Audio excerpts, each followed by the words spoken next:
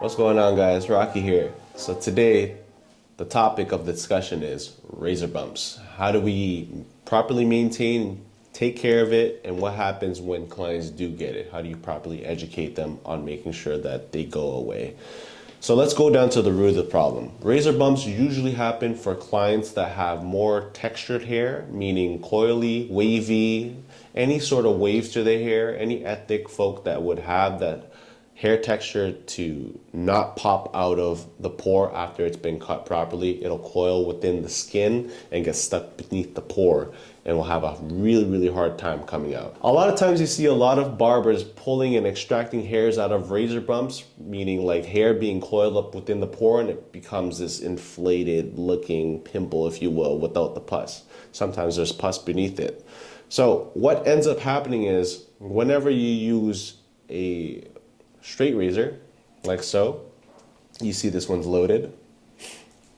Or if you use a foil shaver on guys that have more textured and wavy, coily hair, their skin cannot adapt with the hair being shaven that close to the skin. So a lot of times what I urgently recommend you guys doing is just taking it down to trimmer level for areas such as the head, the neck area.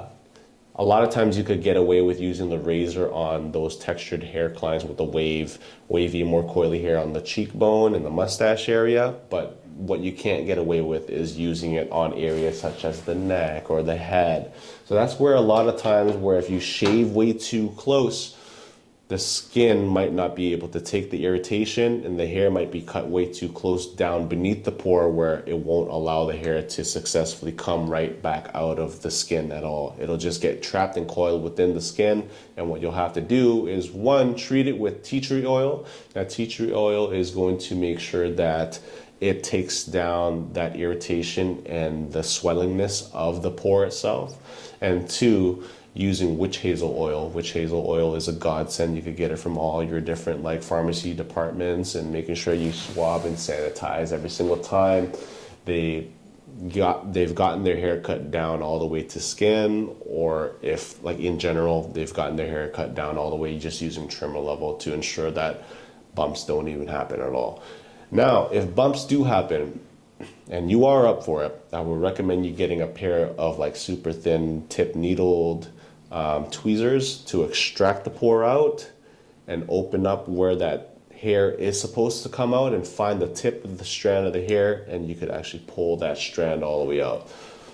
Now, before you do any of that, make sure you treat the client with tea tree oil, witch hazel oil, and make sure you bring the swelling down. And once the swelling comes down, the skin tightens up. And what happens when the skin tightens up, that little nib of hair at the surface of the skin might pop up, and you'll be able to pull really slightly in order to extract that hair. And that hair might be anywhere from like an inch, 2 inches, sometimes 3 inches long, and you never know. So the proper steps on maintaining razor bumps: one, have witch hazel oil to sanitize and properly soothe. Two, having the tea tree to take down the swelling and take down the irritation as well. And also keep in mind, to avoid razor bumps in general, make sure you don't use your straight razor here, and you don't use a foil shaver here. This is what it looks like. On clients that have more wavy and grain textured hair, just because if you do cut down way too tight close to the skin, it won't allow that surface level of the tip of the hair to poke out enough in order for it to grow back out that path that it's supposed to. It's going to be well beneath the pore, and you won't allow that hair to grow out the way that it should. And what ends up happening is it gets stuck within the pore, coils up within that pore, and gets stuck for eternity until you treat it, until you extract it. So that's how you properly maintain razor bumps, and that's how you get yourself out of trouble if the client does have razor bumps.